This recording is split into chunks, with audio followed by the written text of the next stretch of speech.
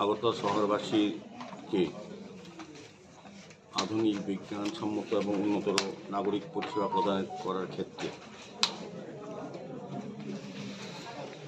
2024-2025 অর্থবর্ষে বিভিন্ন উন্নয়ন কাজ, ড্রেন, রাস্তা নির্মাণ, আলোর ব্যবস্থা, নিকাশি ব্যবস্থা, সার্বিকভাবে আগরতলাকে সুন্দর পরিচ্ছন্ন রাখা, যানজট মুক্ত রাখা, নতুন সুন্দর আগরতলা তৈরি করার জন্য আমরা আজকে আগামী এক বছরের জন্য একটা বাজেট বরাদ্দ আমরা আজকে পেশ করব।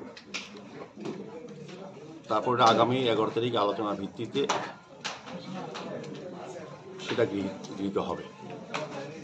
তো আমাদের গত বছর 2023-24 অর্থ বছরের সর্বমোট রাজস্ব মূলধনী আয় ধরা হয়েছিল 396 কোটি 46 লক্ষ টাকা এবং উক্ত বছরের অনুমোদিত ব্যয় ধরা হয়েছিল 397 কোটি 10,000 টাকা।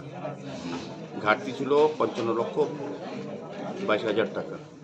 আর এবার আমরা বাজেট যেটা পেশ করবো এখন, সেটা হচ্ছে ধরা হয়েছে মূলধনী আয় ধরা হয়েছে রাজস্ব মূলধনী আয় 415 কোটি 97 লক্ষ টাকা এবং অনুমোদিত ব্যয় ধরা হয়েছে 416 কোটি 74 লক্ষ টাকা। ঘাটতি ধরা হয়েছে 76 লক্ষ 75 হাজার টাকা। তো গত বছরের তুলনায় আগামী বছর 23-24 এবং 25 প্রস্তাবিত আয় ধরা হয়েছে 19 কোটি 51 লক্ষ টাকা এবং ব্যয় ধরা হয়েছে 19 কোটি 73 লক্ষ টাকা। আমাদের ঘাটতি হচ্ছে 76 লক্ষ 75 হাজার টাকা। সেটা আমাদের বিভিন্ন সোর্স, আমাদের নিজস্ব আয় থেকে বিভিন্ন রাজস্ব আদায় করে সেটা মেটানো হবে।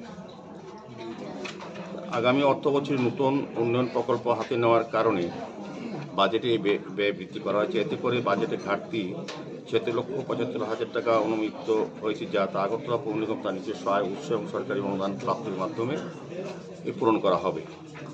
প্রসঙ্গক্রমে